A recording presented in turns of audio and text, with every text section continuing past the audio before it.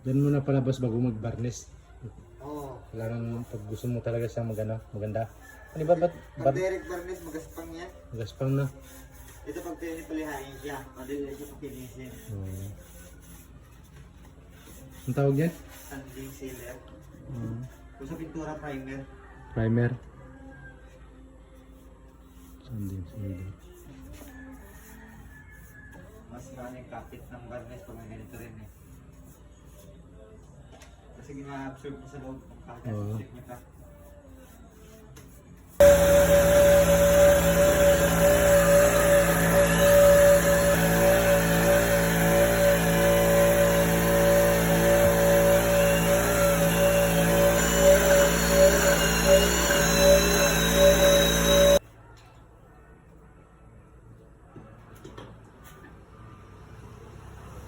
Rulik para bumabalik siya. Ito.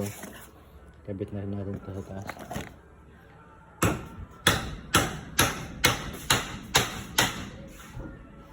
Okay.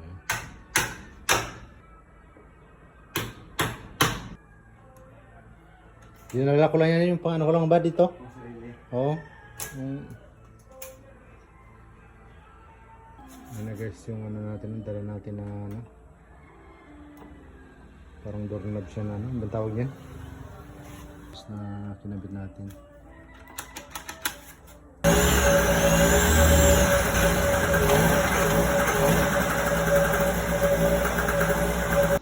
Guys, kinabitan natin ng hydraulic yung ano natin. Ipin. Ayan, gumawa na si Bossing.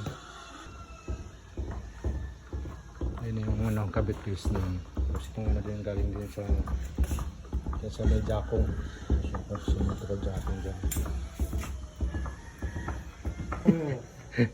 Okay lang to ganito sa ipil at saka mga bakal. Yan, pwede yan. Isang plastic. Kabigat lang ang plastic. Isang Yan, sa bakal. Ay siya. meron pang mga malalaki yan boss, yung malalaki yung binabaon yung sa lupa. Mayroong ginagawa yung mabibigat yun. Ang ano yan, pang main ng ano no? Oo, yung mga pang hotel. yung sa mga hotel ganon. Mga Eh maliit lang yan eh. mall.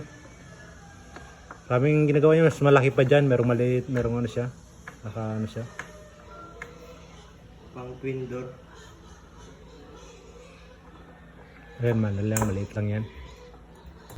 Guys, maganda na yung pintuan natin, no?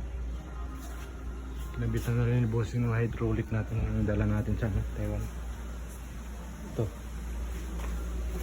Shoutout sa taga-packing, ayan, no? Ito yung kinabit natin dyan, no? Outlace. Ito, outlace nito.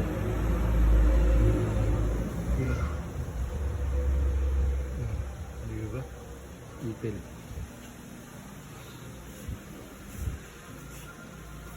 Yan yung ipil na ano. Eh, meron din yata sa Shopee basta mga ipil na ano, pintuan, no? Kaso wala. Wala. Ang dala ng kulay guys. Oh. Ang mga pintuan na ano, list. Tapos yun sa taas. Ano pala guys yung resulta ng matapos na pintuan, no? Labas. Ito yung list na gawang tawag, made in Taiwan. Yan, o. Sarado natin. Bubulak siya. Basta. Yan. Sa taas meron siyang hydraulic door closer. Stopper.